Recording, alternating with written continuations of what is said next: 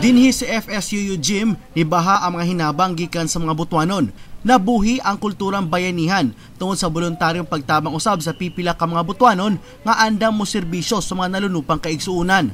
Dunay nag-donate og mga sinina, pagkaon, bugas ug uban pang gamit nga gikinahanglan sa mga nibakwit nga residente. Dako ang pasalamat ni Butuan City Mayor Ferdinand Amante sa mga Butuanon sa gipakitang suporta sa pagtabang.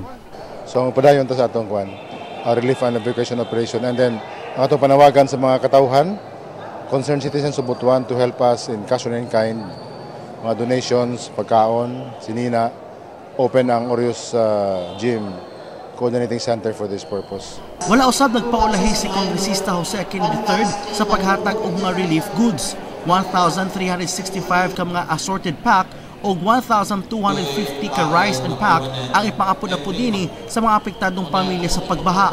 Karong panahon kabalog yun ko nga grabe gyud ang concern gyud ni Joboy sa nahitabo karon nga baha. So karon dunay nahitabong iyang gipanghatag nga mga assorted goods like 1,500 grocery packs nga gipanghatag sa mga biktima sa kalamidad.